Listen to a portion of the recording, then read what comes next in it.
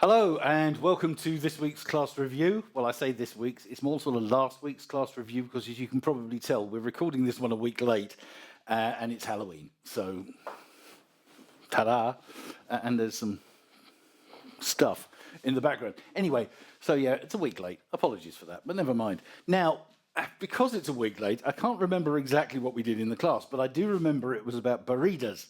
Now, do we remember what Barridas are? Barridas are these little sort of sweep things where it looks like you're pushing your partner's foot along, although you're not really.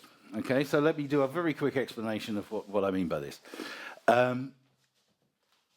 We think about these things as a push, but they're not. We're still leading with the chest, and whether or not I do the foot thing, everything happens exactly the same. The reason for this is because it's the chest lead. So my follower is following my chest, not my foot. When you're following a Barrida, make sure that you move everything all at once. So I'll try and do this so you can see what's going on. Sometimes we see followers sort of moving the foot without moving the body because they feel the Barrida is there and it feels awkward. So you go here and then they move the foot and then catch up with the body, which is fine when I'm doing an exercise. But now look what happens to my balance as the leader when that happens. I do this, I start to turn, the foot doesn't go, and because I've already turned, I'm expecting my follower to be here. So again, if you do that again, I'm expecting my follower to have moved, whereas all that's happened is the foot has moved, and I'm now over here, and she's over there, and yeah. So if she comes here, oh look, we're balanced again, yeah? So when you feel that, move everything at once, and then the balance, the connection is maintained. So we started off, I remember this, we started off with a little exercise like this. So we do a side step and a block, do a side step and come out and a block.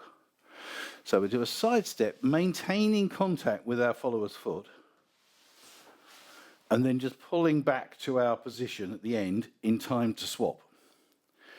Now followers, don't be too quick to collect at the end, because if you're too rapid, I then can't get my foot in. I've nowhere to go. I'm trying to get in between her feet. So as always with tango, there's no rush. But please do contact, otherwise we won't know that the foot is there. Anyway, that's how we started the thing, I remember that much. And then we added in some Barridas into ochos and heroes. So if you think about going backwards, we can do that as a Barrida. We're still leading our follower with our chest. So we do our back ocho to the left, pivot her, hook, keep leading with the chest, go, go, go, and we're there. Yes? We can obviously do the other direction as well. Hook, hook.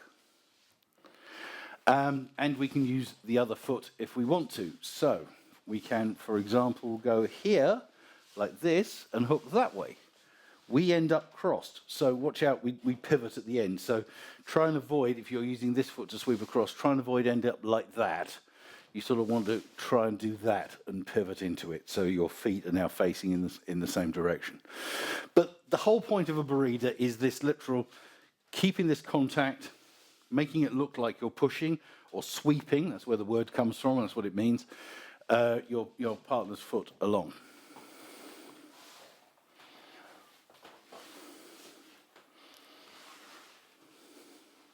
But really, it's all down to the chest lead. Just as a thing, you can actually do the other way around as well. So you can actually have follower Barridas where the follower looks like they're pushing your foot. Again, same principle. They're following the lead, and all you're doing is making sure your foot goes and out the way. So don't put any weight on it. The foot is free, and you can keep it ahead of their foot, so it looks like they're pushing you.